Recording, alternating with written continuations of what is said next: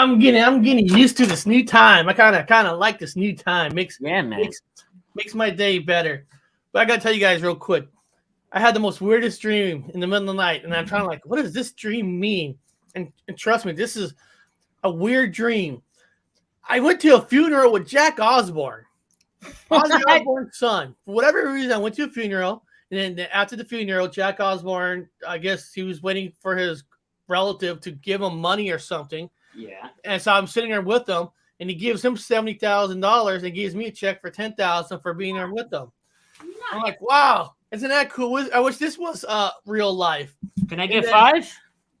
I got $10,000 from a dead relative of Jack Osbourne. And then here comes Sharon Osbourne, Ozzy Osbourne. Sharon comes up to me and says, "Yeah, he wants you to have it. You take it." I go, "Yeah, I'm going to Ozzy Osbourne concert this Friday."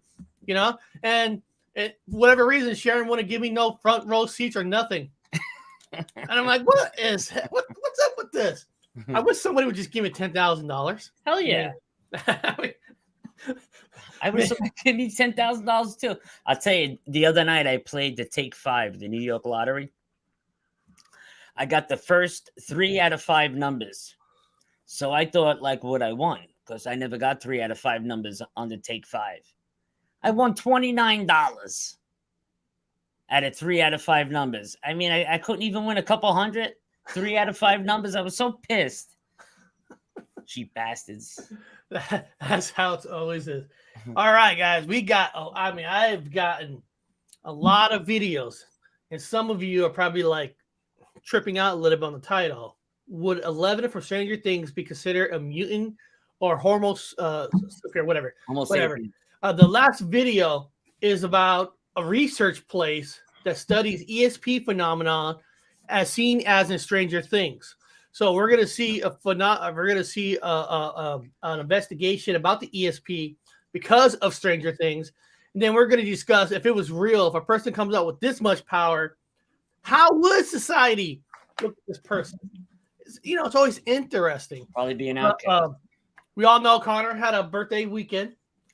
He got back late. My brother, happy birthday, man. But for his birthday, I got a couple of videos of the Honey Island swamp monster, and I got a videos of the Florida skunk ape in honor of Connor's birthday, because he's from Ohio. He lives in Florida, so why not have a couple Bigfoots that represents his area? Oh yeah. So Connor, if you're sleeping because you had a hell of a weekend, this is for you. The first one is The Legend of the Honey Island Swamp Monster original trailer for the original documentary. So there was a documentary about the Honey Island Swamp Monster, and the trailer's kind of crazy and funny. So I thought, what the hell? I'll just play the trailer. And for whatever reason, there wasn't a community, there wasn't like I always check if there's strikes, is there something copyrights? Apparently there's no copyright, so I could play this without the show get taken down. Kind of weird for a trailer, but here we go.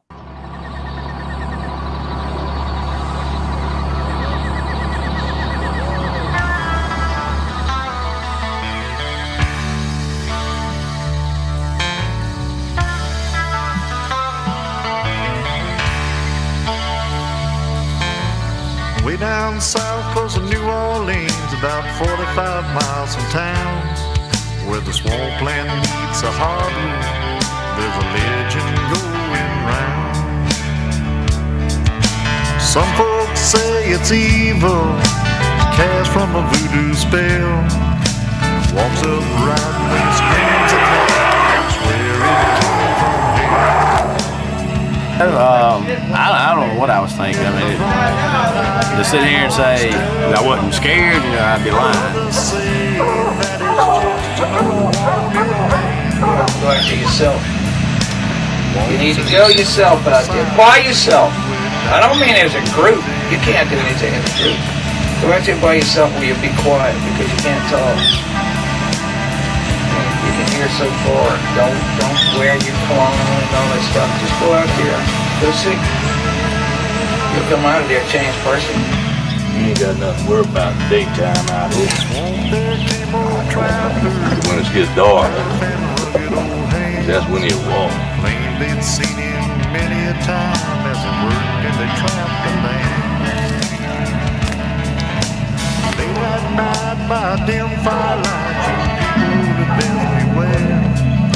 Standing in the shadow, hurting about out there.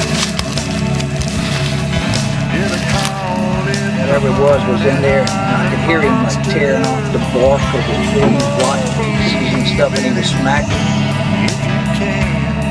Yeah, we out in the middle of 70,000 acres right now. Got a lot of room out here. And walks in the shadows of the cypress trees way down in Louisiana.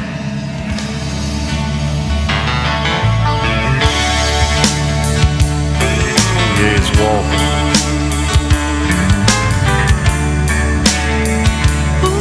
He's in the shadows.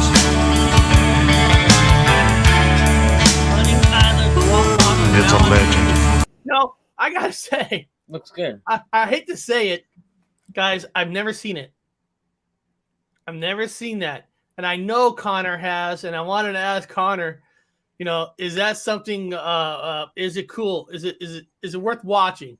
Because I have never seen it, and I'm like sitting there. I was digging the music in it. I like the little honky tonk kind of real earthy kind of honky tonk music in it.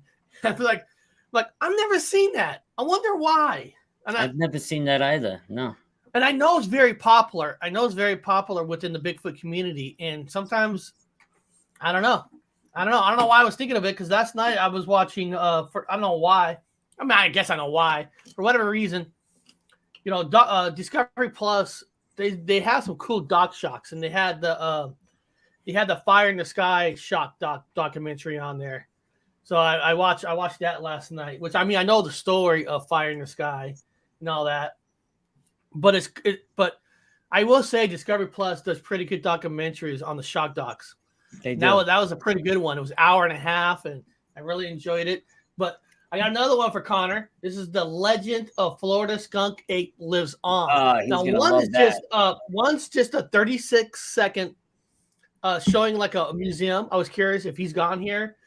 But my other skunk ape is actually a newscast interviewing people that's hunting for the skunk ape.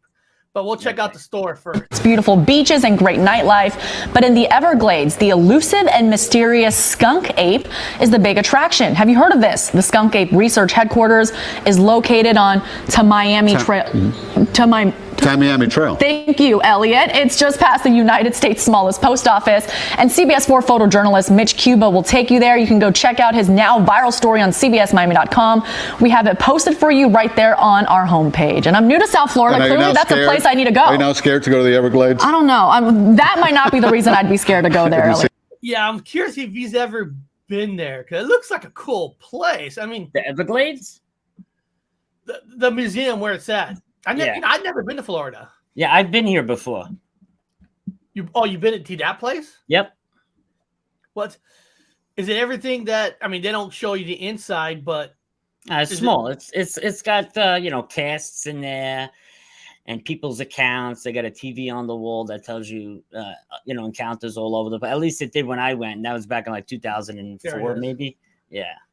It just has a cool look. Is it like really like out of like a swamp kind of? I mean, is it or it behind that place is the swamp, is the Everglades. Oh, Scott, you're literally on the Everglades. I think Scott says I just went to that place. You're talking about this place, or are you talking to somebody else in the chat? Because that's cool. Yeah, I mean, wouldn't it be fun just to go on a road trip, right, and go to all these little, like, you know how if you guys remember, there's a movie called Michael where John Travolta plays an angel. Yep.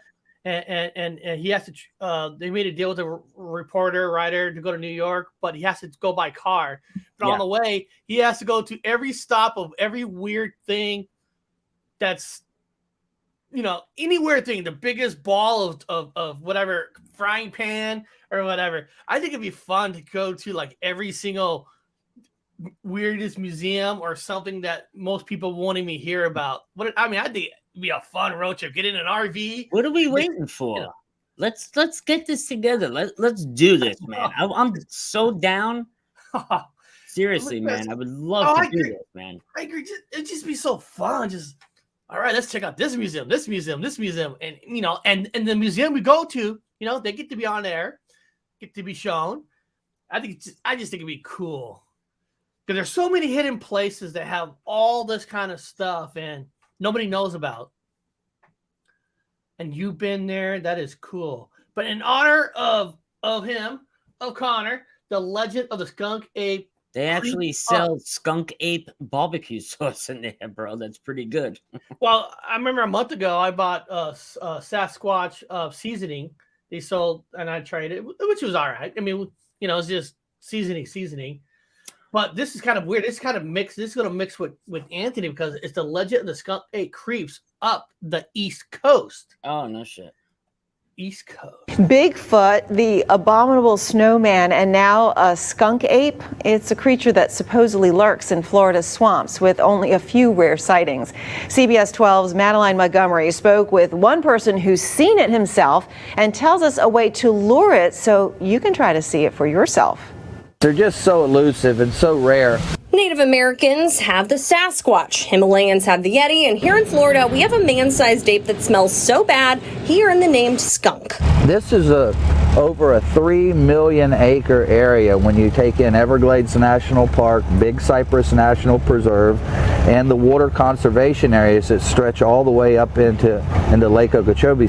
Plenty of room for a skunk ape to hide. When I was 10 years old, I saw a skunk ape right out here behind us here. Since then, Dave Shealy has been collecting clues to prove the existence of the creature. Today, he and his son run the official skunk ape headquarters, and he claims to have made 2 more sightings. It kind of takes your breath away, and it's like seeing a ghost almost. His customers have seen them too. And he run out across the road with us, and we stopped, and you could see him just easing off through the woods real slow. Once you get the idea and you see that's all you do is ride through the swamps, you keep looking and looking. Of course, your imagination runs away with you. While the skunk ape is common lore for Gladesmen, it's not as known on the East Coast, but that doesn't mean there aren't reported sightings. Anywhere you have water conservation areas and levees is a possibility of seeing a skunk ape. They'll get on a levee and walk it for miles.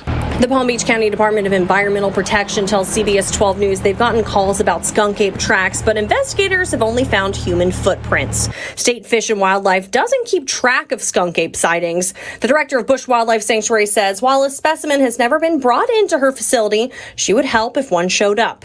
The creatures are said to live in the most remote and hazardous places surrounded by snakes, gators, and crocs. So, does that mean they themselves may be dangerous?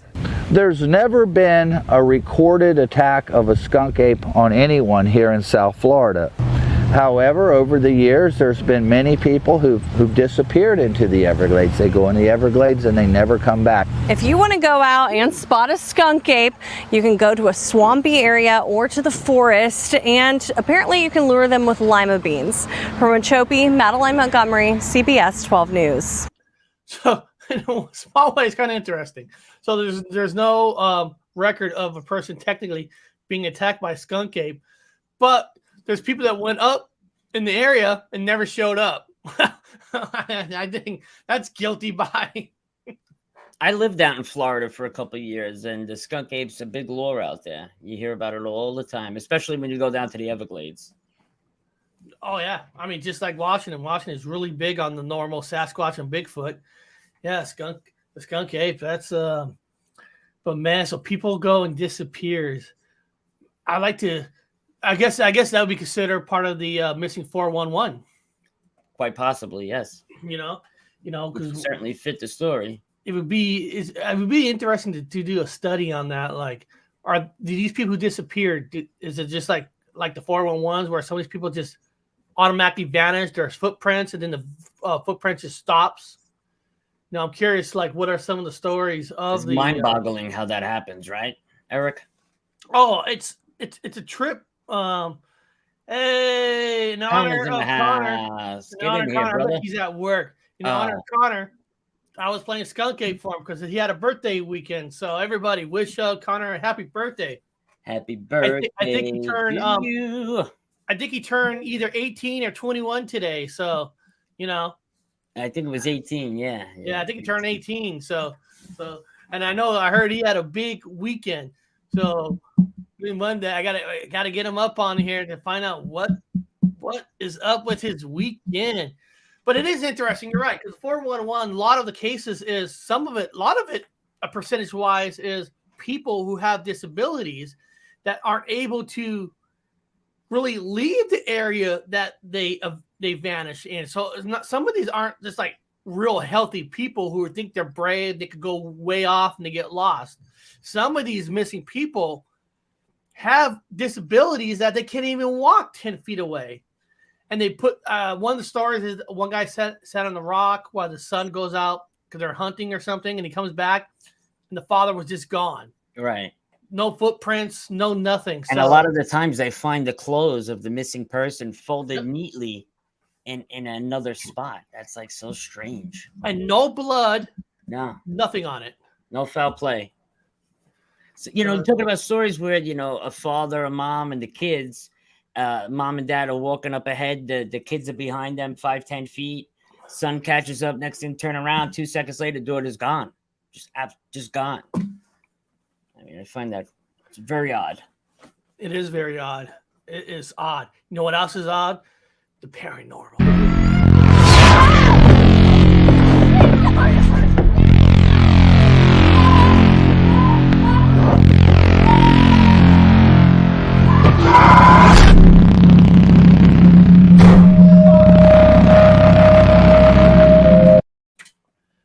All right. Anybody who knows YouTube knows that sometimes when you need to do how to do things, YouTube has that series called Howcast, and it just tells you how to do, whatever your fix your water heater, plumbing, or whatever. I was curious on this Howcast. Do they have one on how to do a paranormal investigation? And oh my God, they do. Howcast, no. How to do a paranormal investigation. And I checked to see if there's some kind of a copyright where if I show it, the channel will go or the show will go down. Apparently it doesn't. So it doesn't mean that they will hit me with the copyright where they get the money, which I don't make anything off with commercials anyway. But I have a Howcast on how to conduct a paranormal investigation. I was shocked that they had one, but they do. So this is kind of for fun, people. This is kind of for fun. I'm not here to tell you that this is the real way of what you need to do an investigation. Everybody has their own style. It's really their style. It's their idea. Yeah, there really is no one set style. It's whatever you want to bring with you. But here's a Howcast version of what to do on a paranormal investigation. How to conduct a paranormal investigation. If your home seems to have more than just your own family in residence, conduct your own paranormal investigation and figure out who or what is crashing at your pad. You will need witnesses, a camera, a video camera, an EMF detector, an audio recording device, and flashlights. Optional, a local library. Step 1. Think logically about the situation. If you heard a crash in the basement, could it be the cat?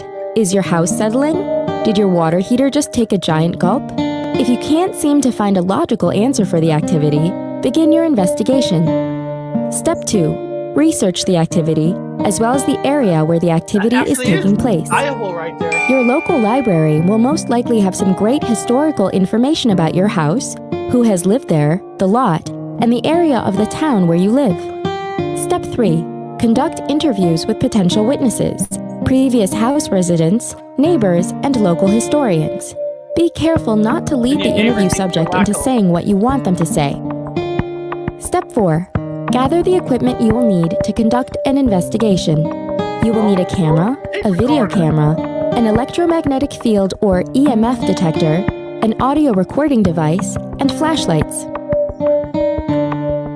Make sure you are familiar with the equipment and know its capabilities. Digital cameras may create orbs, or an audio recorder could produce popping and hissing noises. You guys hear that part? Some video cameras can create the orb. So maybe do some research on the type of camcorders that maybe has maybe better resolution or something that cuts down stuff that looks like an orb. So that's pretty interesting. Right, yeah. Invalidating your evidence. If you know this in advance, it will save you time. Step 5. Conduct a walkthrough prior. Dorothy, don't worry. Just do your dishes, and you can listen to mine and Anthony's fine voice. And then you can come do my dishes if you have time. Listen to us too. Imagine doing dishes, listening to us. I mean, that is such an honor. What you do I'd be today? breaking them. I'd be breaking them. That Anthony guy. Oh, I haven't seen the episode 4 cartoon yet, which I'll talk about that after this video. To the actual investigation. Get everyone together to walk through the environment and talk about what they see. Make sure everyone is comfortable and ready for the actual investigation. Step 6. Prepare for the investigation on the date planned. Get all of your equipment together and gather everyone together. Step 7. Record everything during your investigation. Meter readings, curtains blowing, investigator reactions, shadows, equipment malfunctions, everything. It's hard to prove something without cold, hard evidence. Step 8. Respect the paranormal. If you believe this is a ghost or spirit of some kind, it's best to be respectful. Home seems to have more than just... I'm sorry about that. I was pausing it for a second because I love what she did say here. Respect the paranormal. Don't be a jerk during your investigation. Respect the paranormal, because if you're going to do paranormal in the first place and you're going to try to wake up the dead in a way, why not do it in a peace way? Why? I mean, I'm just saying, but I love how they said that for number 8. If you believe this is a ghost or spirit of some kind, it's best to be respectful. Step 9. Compile the evidence after the investigation and try to use it to come to a solid conclusion about the event. Keeping the evidence organized is crucial to a successful investigation. If you're prepared, cautious, organized, and respectful, chances are you'll get to the bottom of things. Did you know?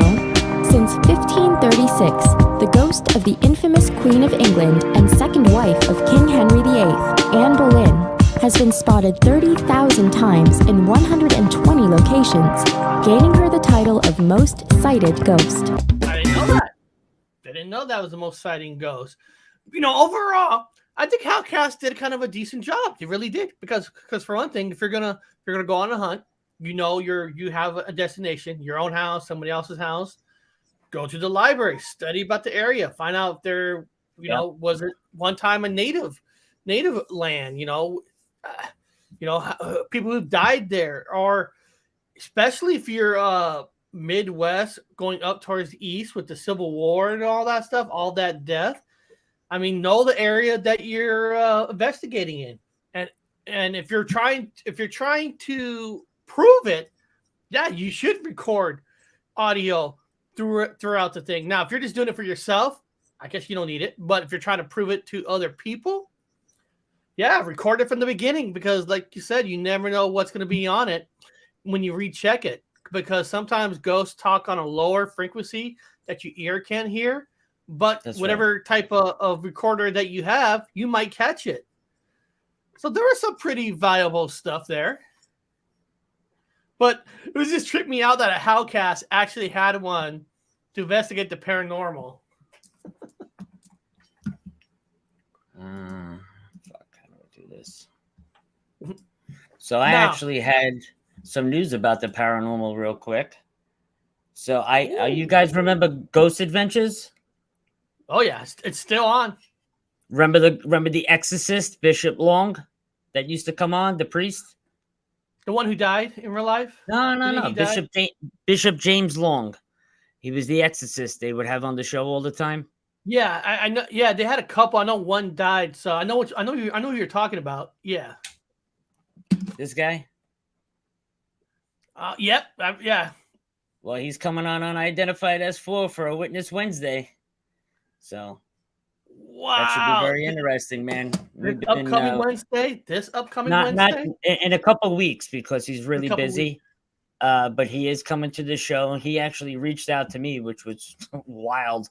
So, Eric, you would be the perfect person to do that show since you're the paranormal guy.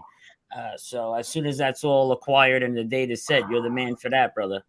That's pretty awesome. Because I remember him. Man. It was another priest that was on there that used to be on a couple that passed away. It wasn't that guy, but they actually had another priest that they use sometimes that passed away.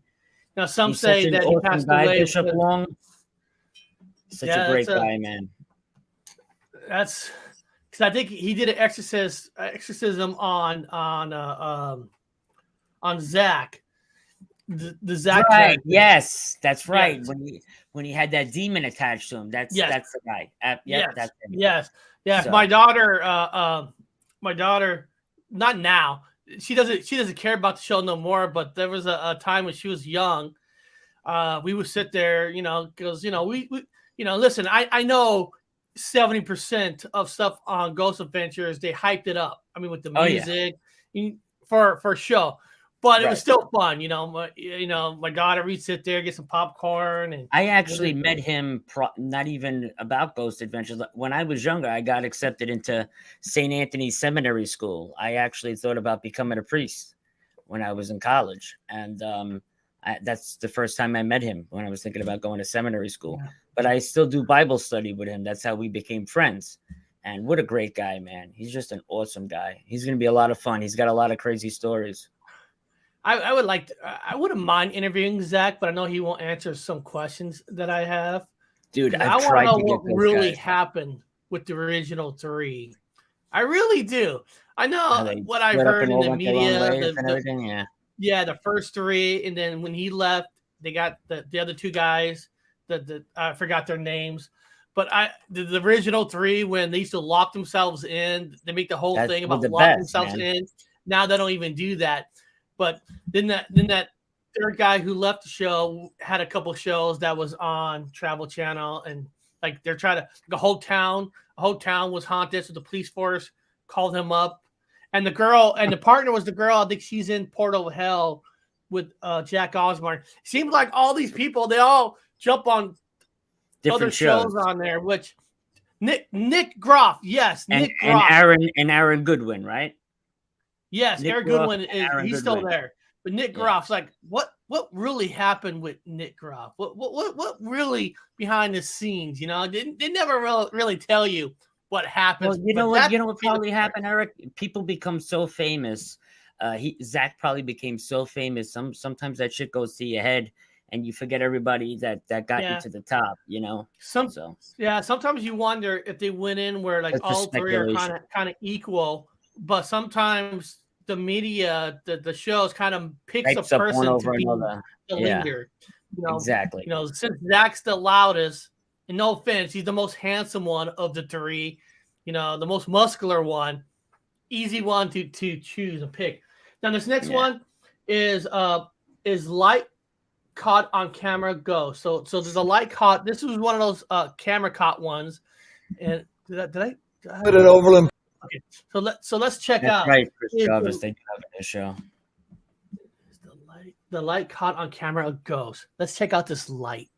Club have a supernatural fitness freak? They can't explain it, and neither can we. KMBC 9's best. Now maybe Anthony's son lift weights in this place, because this is at a gym. Chapman has the story from Anytime Fitness at 95th and Quivera. Anytime Fitness, like the name implies, is open around the clock. The idea is that you can work in a workout at your convenience. It looks like any other brand new, well-equipped facility until you take a look at the surveillance video. Every day when I come in, I review, my cameras. What did I miss while I was asleep kind of thing. But Kim Peterson has no idea what she missed when these images were recorded on September 12th. They're motion cameras, so I thought, well, what motion is triggering it? And we kind of got a series of weird pictures we couldn't explain. She knows there was no one in the building when the camera started recording. At 1:59, you see the last member of the night leaving. It shows the street as well. But inside the empty building, there appears to be some kind of light. It starts at 2:21, and it goes on till about 4:14 in the morning, kind of off and on. A light that spent the night wandering around the weights. No one shows up on the outside after the last man leaves, shining a light inside, and lights have never activated her cameras before. I called the security company, and they said, Yeah, we don't know why that light would make the camera kick on, but it sure is interesting. Can we download it? We want a copy. Peterson says some of her customers are having fun with the idea of naming this fitness phantom, and with Halloween a month away. You know, I'm a very open-minded person. I'm willing to look at and consider any possibility, and it's certainly nothing that frightens me. Okay, for those of you who say seeing is believing, check it out. The video is on our website. And after you've looked at it, let us know what you think. In Overland Park, Bev Chapman, KMBC 9 News. Whoa, well, the security camera records at one frame. Let me see. Hold on. The video is a little jerky, but as Bev said, you can see it for yourself on our website. That is KMB. Here we go. Hold on a second. I accidentally pressed. That frightens me. Okay. Oh, I got to turn that off. Let me see if I go back to where right here. See here. I got the volume off. Let me see here. It's like a white right there. So. Oh yeah, I see it. There it goes. Right in front of the what's interesting is when you watched her camera, there was another where right here. See, that one's going in a different direction. So it wasn't a one-time deal. So that's what made it interesting. So this one here is going up. Okay, so you're thinking, okay, that could just be a camera trick, but then it happens again. But see, over here it goes to the side. That's strange. So it's happening more than once. See what I mean? Now, if it is a camera thing, is the camera going to catch it going different directions every time? Good question. And maybe, you know, I'm not saying it's not, but how come this one is going? It's going left, going left to the right, going all the way to the right. But this one over here, if I could get right on it, let's see.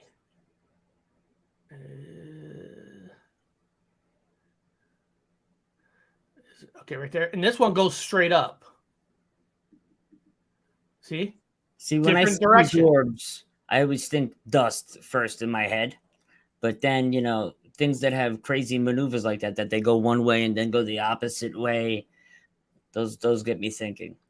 Yeah, and you're right. And this dust, like I said, now this dust kind of goes in the first shot, kind of goes kind of straight up in a way. So you're thinking, okay, maybe that one's dust. But then you watch the second one, right? It goes up all the way to the right, then to down. And in the video, they did say somebody died in this place. So no that's way. what makes it strange. I told you what happened on the beach the other night, right? I was talking to that guy. And there was nobody there when I turned around. I mean, that really, I still can't stop thinking about that. That really freaked me out. That was really crazy. I'm trying to look and Hill. I almost forgot. Where is it? Okay. Now a little announcement. Some people, I know Terry Brown, if he's still here. Terry, if you're still here. You were asking about the cartoon, because I know you got a part in this cartoon. So just to give everybody an update, I should be getting the cartoon this Friday and stuff, and then we got to put in the voice. So it is coming soon. There was an extra 5-6 days delay. The guy that I worked with, he got the number 19, so he was actually out of it for 3-4 days, which was fine, because I actually I needed there's some scenes that I needed to tweak. There's some things that had it in my brain for future episodes that helps lines up for certain things that I want to do. So episode 4 is still coming. So I don't want anybody to worry about that. I should get it Friday or Saturday. Then just like the process is getting this script for it. And, getting it ready to put out to the world, which I know when you guys see it, I know you guys will enjoy it, because like I said, in this one, it's a whole different area, different parts of the world. And there are some returning characters that are coming from the previous one. And it's going to be kick ass. And if anybody wants to tribute to get 5 and 6 launch with green light. If you want to donate to PayPal, which on this channel, a donation goes directly into an episode cartoon. So don't ever feel like you're donating and we're getting hotels room, getting beers and alcohol and stuff like that. No, every donation goes directly back into getting an episode made. Absolutely. And there's a lot that's in here for a lot of great episodes. So if you guys want a tribute to help out, and it's coming, and sometimes, oh, thank you. Oh, let me give you. Very kind of you, Dorothy. Here we go.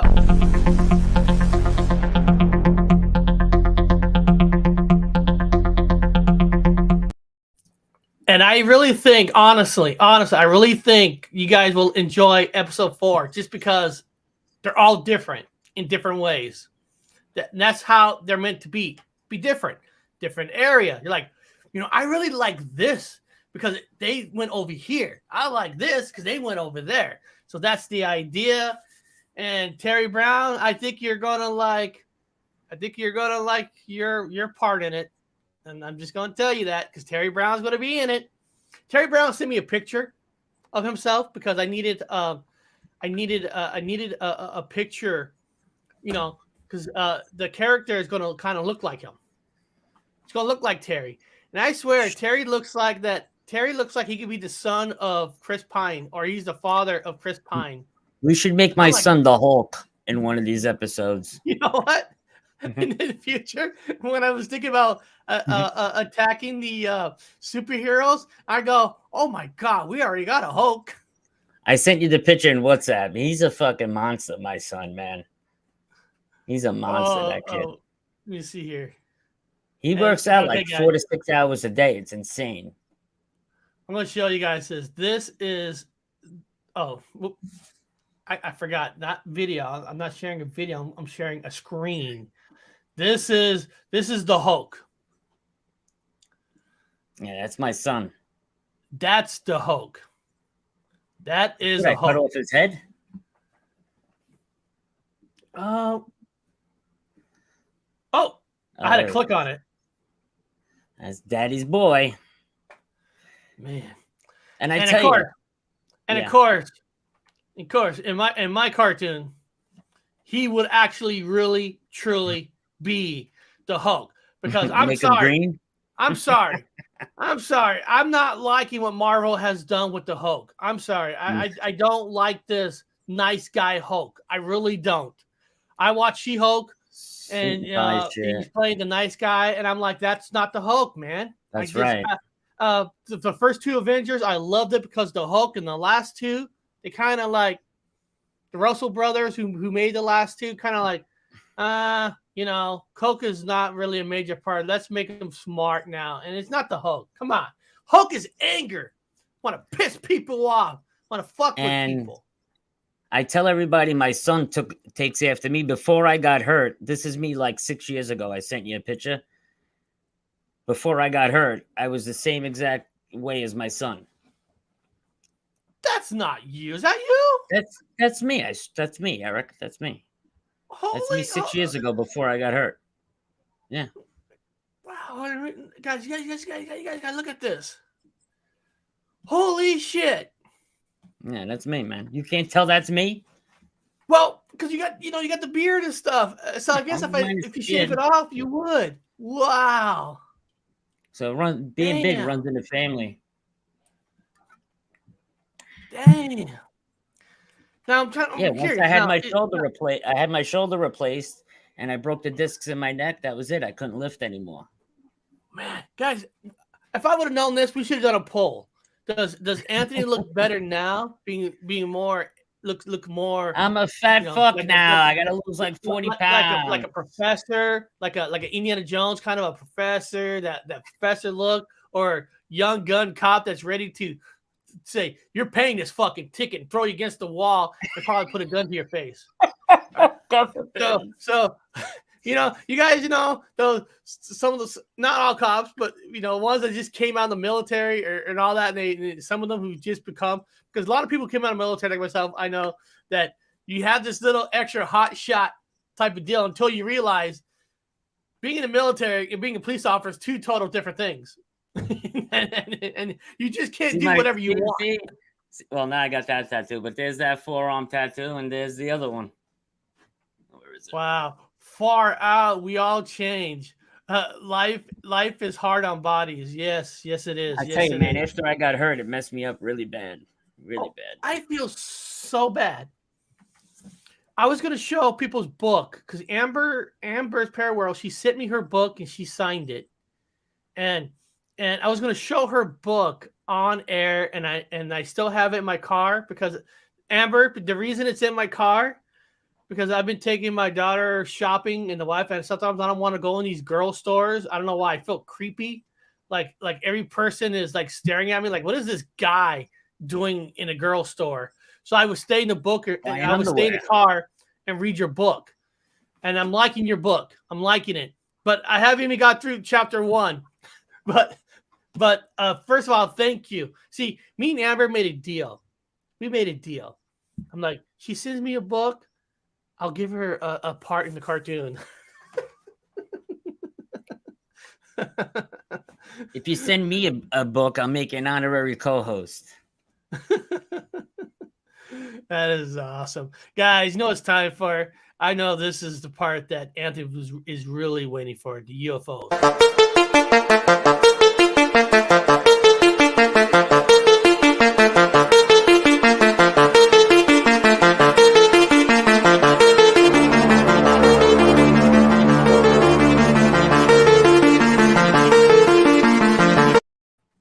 All right.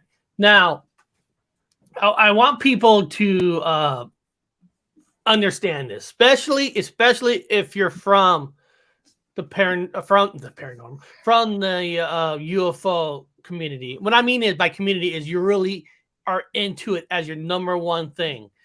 And some of you already know this story, but I have a new story about the famous Barney and Betty Hill.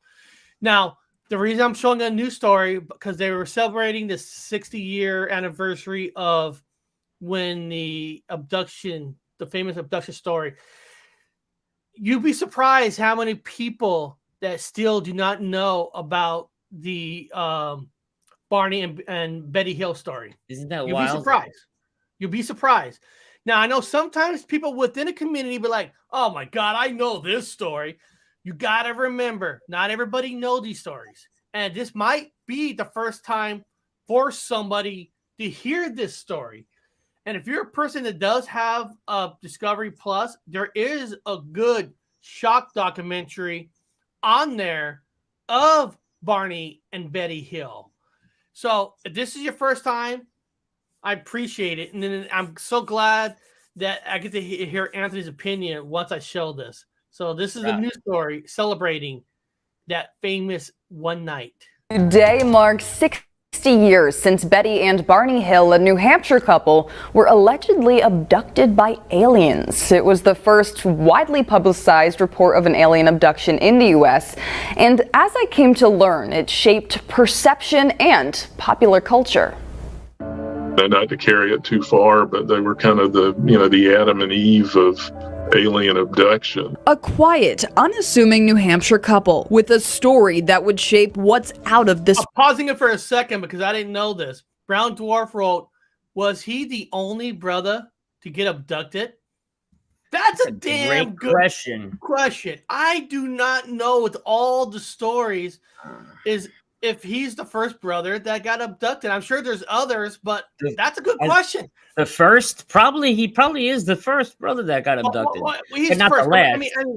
He's the first. This group is the first story that ever been abducted, but the first brother. I mean, not the first brother, but was he the only brother? That's what I meant. He wrote, was he the only brother? I don't think so. There's got to be others. But that's a good question. That's a good research. Thank you, Brown Dwarf, for bringing that up. Got to research that. World. Do you think that E.T. would look the way that E.T. looks without Betty and Barney Hill? No. Bill Ross, a professor emeritus at UNH, is responsible for curating the school's extensive collection on the Betty and Barney Hill abduction. Betty and Barney Hill's collection gets 17% of our web traffic. As the story goes, on September 19, 1961, Betty and Barney Hill were driving home from their honeymoon in Montreal. As they drove through New Hampshire's White Mountains, they said they were followed by what felt like a spotlight. Eventually, they pulled over and said they spotted a ship floating above their car. They were kind of enveloped by this light from the ship that they had seen and then kind of blacked out. When they came to, they said they were in their car, miles down the road, and couldn't remember the last 2 hours. There were mysterious marks on their car. The zipper on Betty's dress was torn and it was stained. The strap on Barney's binoculars were broken. For the most part, they kept their story quiet. But after experiencing nightmares and anxiety, the couple turned to hypnosis to see whether there were suppressed memories of the event. It appears there were. Eventually, a Boston reporter picked up their story, and readers went crazy to learn more. They went public basically to try to own their story because, they were kind of thrust into the limelight without their permission. That story, believe it or not, has had a lasting impact. My fascination is just with the impact that their story had. And Bill Ross says he himself is a skeptic, but there are, of course, a lot of believers out there. You can learn much more about this story yourself by visiting the special collection. Of course, you're always going to have skeptics. You're always going to have skeptics of everything there is. I mean, that's nothing new. But if you guys are curious, like I said, there's a good shock doc on Discovery Plus about that. Do the 7-day free trial or something. Check it out. There's a really good one. But Anthony, what do you think of that story? I know we weren't alive during that time. So we weren't there. Well, when it comes to, I actually sent you a photo of them on WhatsApp. Betty and Barney Hill story was fascinating to me. I think some of it was made up, but a lot of it was wild because she had the image. She drew the image of Zeta Reticuli star map 1 and 2. And they didn't know about that back then, and it was matched up perfectly. That's right. That's what they were reading in the paper. They were hanging out with unidentified S4, Betty and Barney Hill. So they saw the future. They saw the future. See, that's why I believe them. Awesome. That is so awesome. But no, yeah, I believe this story. I thought it was really cool, man. And when you hear the recording of them in the psychiatrist's office. I mean, Barney's freaking out, screaming, terrified. Betty the same way, and they were both under hypnosis. The only problem I have with hypnosis is sometimes it brings up very vivid, frightening dreams that you have. See, sometimes people think that their dreams are reality because they're so vivid. And in their case, they could be recalling some very vivid dreams they had of experiences like that mixed in with the actual encounter itself.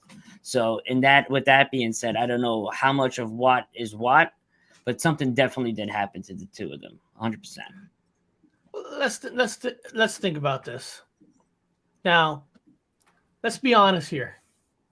First of all, they got married during a time when interracial marriage was not really as accepted as more accepted now, which people still in this freaking world don't know why. Seem like they have problems with this stuff. I don't know why. It just seems so weird. But they're fools. But during this time, it was really not accepted during this time. And think about it, to come out and do a story like this is really going to put a bullseye on yourself. Strain on the relationship, on the family. Yes.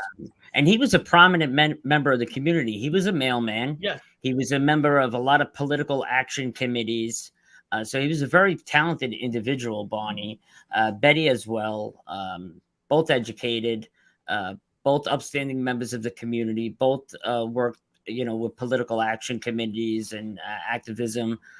They both held good jobs. So for them to come out, like you said, back then when racism was a huge issue, and to put that strain on their family with adding alien abduction encounters and all of that, I don't think, I mean, because there was no money to be made back then. No, just skepticism and, you know, people calling you crazy. So that's why, you know, I believe their story. No, and I've said this before. If you really think about it, it wasn't until 78 or 76, the Amityville Horror, that when they did that thing, then there was a book, and then they finally made a movie, and of course the thing got popular. That didn't really happen until that incident in the 70s, right? Where there's even a chance to make money.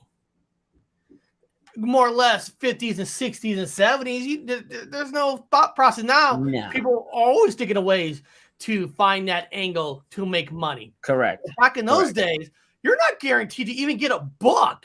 Nothing back then. Nothing. And I wouldn't be surprised their story was put in the paper. I wouldn't be surprised if racist people came to their home and threw rocks at the house and called them all sorts of names. And I mean, why they would want to, like you said, put a bullseye on their back in a time like that. It's amazing. It didn't make any sense unless it really happened, and it frightened them so severely that they felt they had to tell the world what was going on. And that's exactly what I think they did. Yep, that's why I'm more on the believer side of the whole thing, because you have to ask yourself, why would they even do it? Right. You know, but beyond that, now this next one is called Bizarre Midair UFO Sighting Freaks Out Plane Passengers, and this one came from the New York Post. So I'm sure Anthony's seen this, and I'd like to get his opinion on it. Okay, what is that? Okay. Holy crap!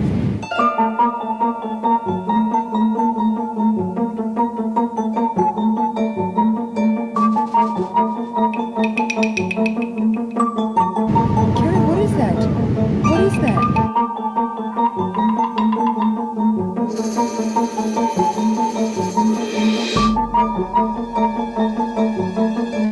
Now, first of all, Anthony, have you seen that before? Of course. Okay. Is right off the bat, is this any possibility that it might be real, or this has been claimed as a fake? It's legit. That was filmed off an airline. So guys, let's take that part off. Passengers filmed that. Okay, so guys, take that part off. Now we know that passenger. I want to make sure I wasn't showing something that was a known fake. So we don't know what that is. So what do you think? I mean, if you try to sit there and guess, you're like, well, maybe it's some kind of a different of a cloud. Well, first of all, that cloud is dark, black compared to the whitish cloud, and it is going. It flips up, it rotates. It shows itself going opposite directions. I don't think that's a cloud. I mean, I don't know what kind of cloud that would be. And as far as UFO goes, I don't know if it's a UFO. It could be. Like sometimes you get some of these freak things where you get a peek into another parallel dimension. It could be something wild like that.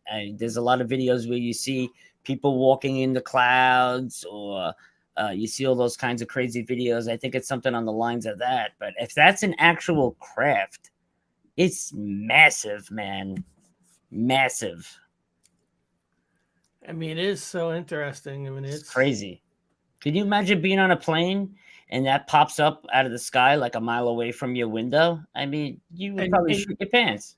And you're watching it move. And remember, you're going fast too. Yeah, you're in a plane. You're in a moving 100 plane. miles an hour. Yes, Dorothy, it does look like a whale jumping through the clouds. You're absolutely right. Oh, wow, it does. Yeah. Certainly does. What a great shot, though. Like the passengers that were able to see that. That's a life-changing moment. You know, that's when you witness and film something like that and you play it over and over. That's that point in your life where you say to yourself, we are not alone. Something is definitely going on. That's that point in your life where that little switch snaps in your brain and now you're a full-blown believer. There's no denying it anymore. You've witnessed it yourself.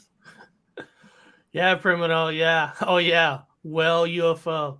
Hey, in the Star Wars cartoon, they have space whales. So why not? What a great I'm video. surprised more people didn't see it and freaked out. Well, that we know of. I mean, we don't know if we people know of. fully freaked out and stuff. And, not everybody has cameras too, believe it or not. I don't know what year that was supposed to be taken in, but that was a couple of years ago. That wasn't that long ago. No, I don't even think it was 6 years ago or so. I love our people in the chat. Hey, I gotta go. I have 3 baby goats out in the stall screaming for a bottle. Nah. Baby goats are adorable, man. That is awesome. Now this is Arizona monsoon storms uncovering prehistoric creatures. What? I know what this one is. All right, yeah. 12 this is great. Mysterious underground creatures popping up all over the state.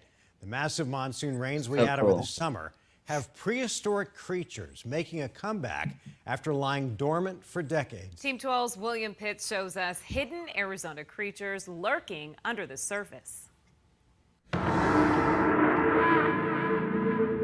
There are creatures underground in northern Arizona waiting for a chance to come back to life. We had a couple of visitors that were like, "Hey, you guys have fish in the ball court," and we're like, "What?" Park Ranger Kathy Cooksey says that's because this, an ancient Native American ball court at Wapatki National Monument north of Flagstaff, never has any water in it. There were no fish. These guys are teeny tiny. Instead, there were these things. But there you can see some of its legs in there. They're called triops, tiny crab-looking things. If the pond lasts long enough, they can live up to 90 days. The pond did not last that long. They died in a few days, but hopefully long enough to pass on a new generation of triops.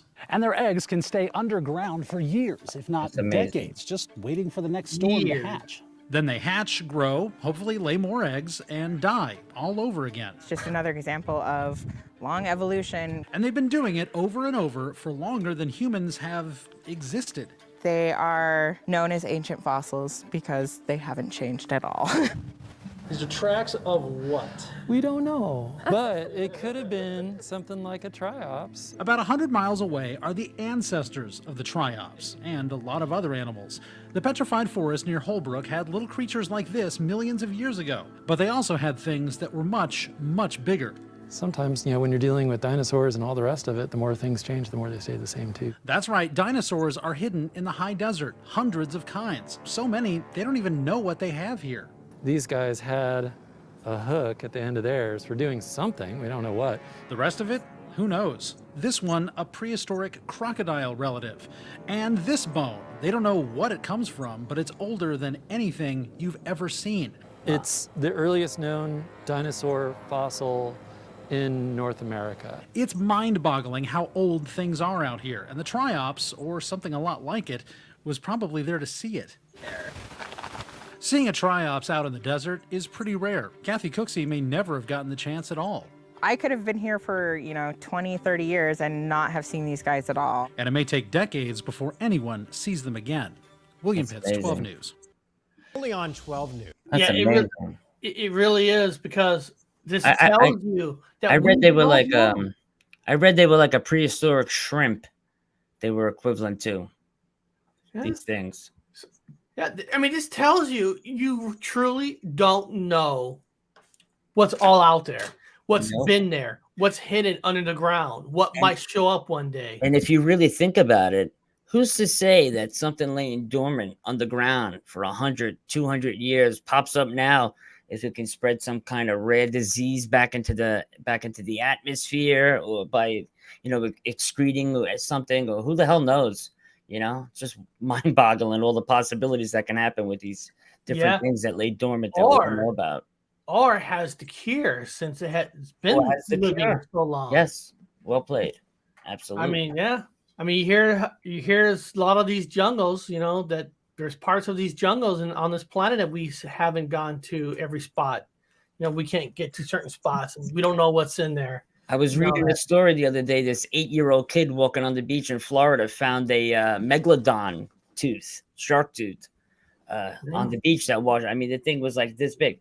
Those things are worth buku bucks. They're like $100,000 for one tooth. So that was a nice score for that kid.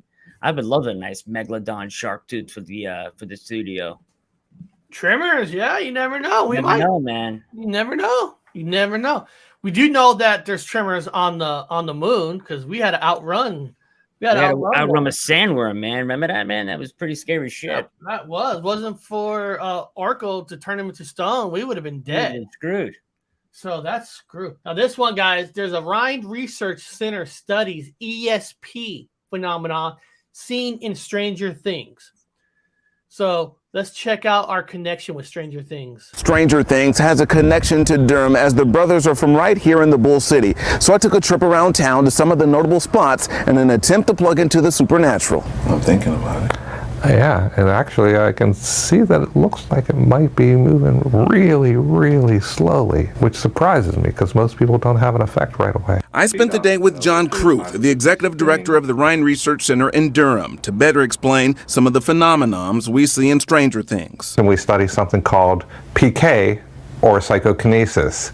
In Stranger Things, 11 has this ability to crush Coke cans with her mind. We don't see things that extreme, but we do see things where people are able to have effects on physical objects just with their intentions. But how and why does this happen? And is it a real thing? We're trying to find out if there's a way that we can determine, is there an energy that is being presented that's causing this to happen. Stranger Things making several Durham references like Curly Road, the Loch Nora neighborhood, among a few others. So what's the connection between the city? Are there ghostly places?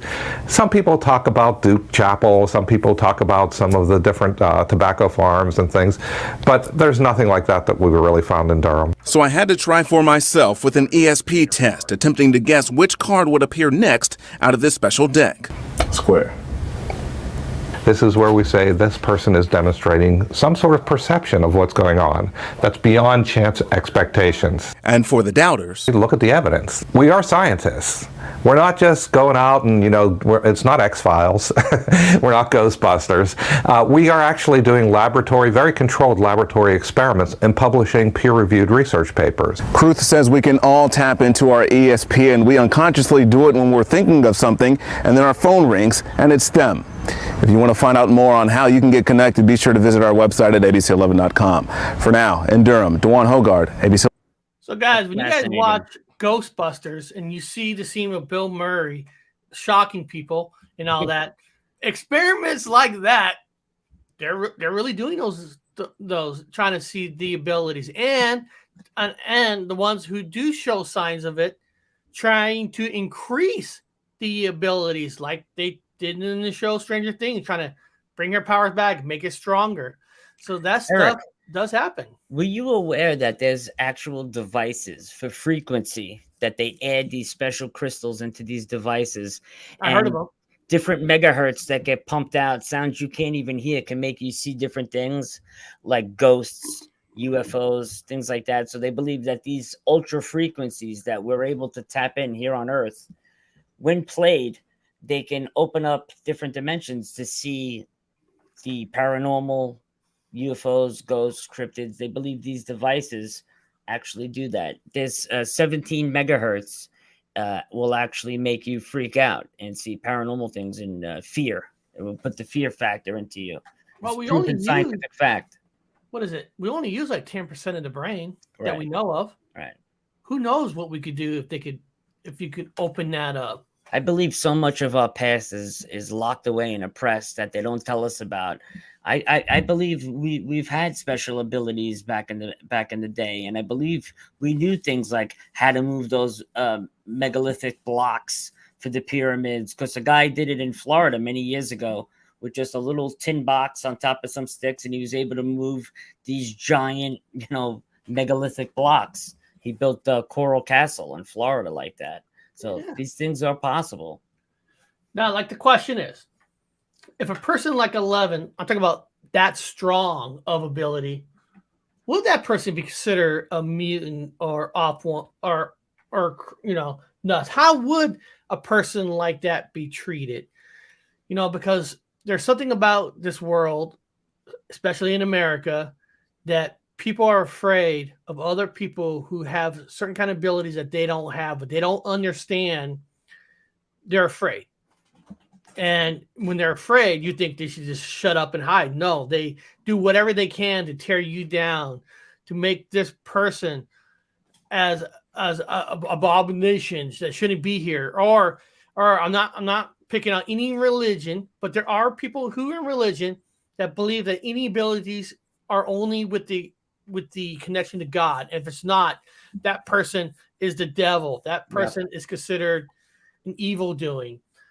So if somebody that has ability of 11, you would have to keep quiet. Or another thing you have to worry about. So I'm sure if Anthony or myself had a kid that has 11 type abilities, we probably would teach our kids to shut up about it, because not just how other people treat you, the government was going to want to see what you can do for themselves. Absolutely. They want to see if you're a danger. Remember the movie John Travolta, Phenomena?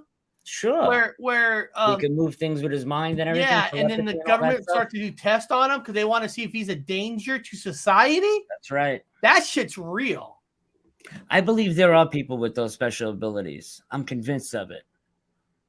What do you think? Do you think it's plausible? Oh, you know there is. Absolutely. There is. Absolutely. If you believe, anybody in the chat, I know a lot of you believe that people have medium abilities that can talk to. So if you believe in that, how do you not believe in EVP? How could you not? That's like you're saying in a different wavelength of a frequency to see the dead. My buddy Andrew Razowitz, the psychic firefighter, the guy is 100% legitimate. He's called me on the phone before from Australia just to tell me things like, and I have no idea. I mean, nothing on social. You can't find none of this shit that he knew. And he'll be doing a free psychic reading for the winner of our next giveaway, which is kind of him. But the fucking guy is legit. He will blow your mind.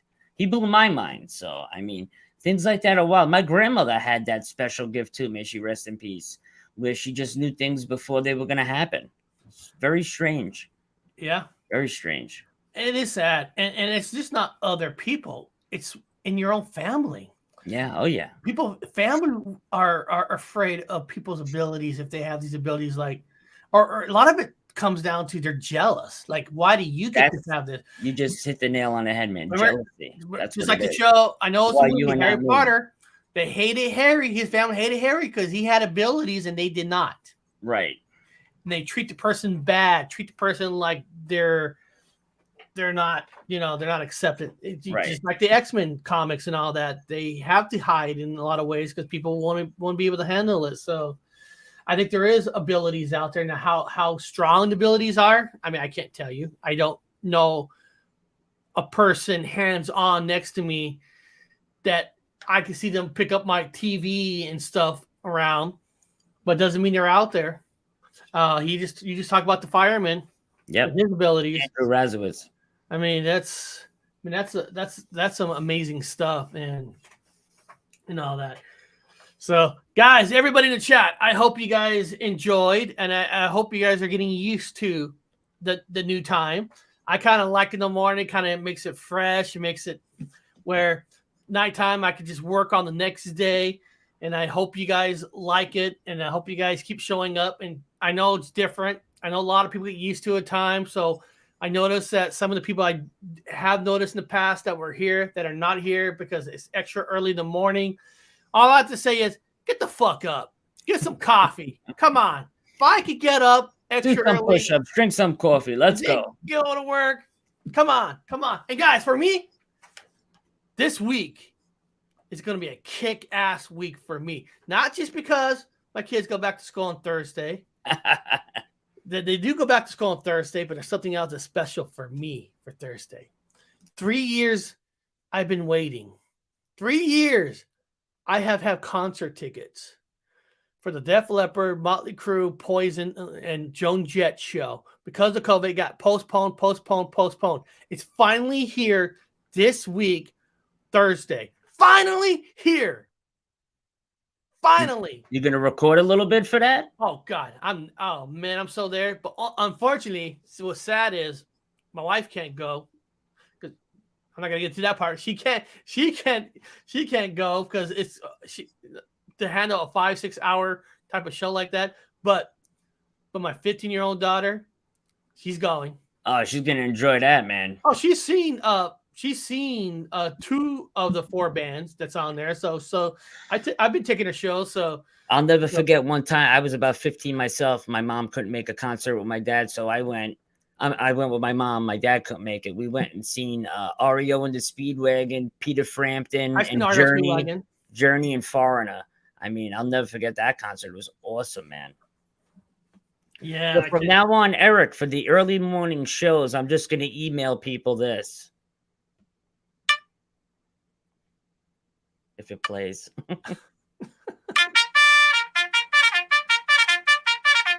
Remily! Wake everybody's ass up before the show starts.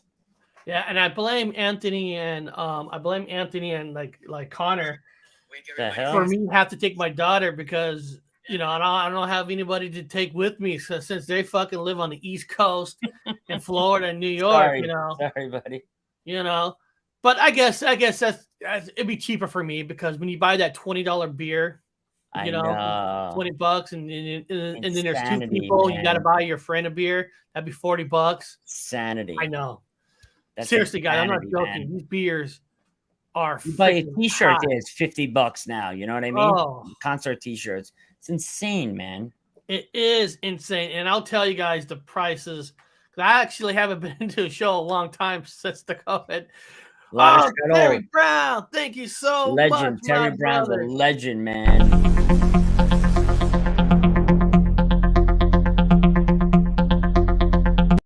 And remember, guys, thank you, Terry, man.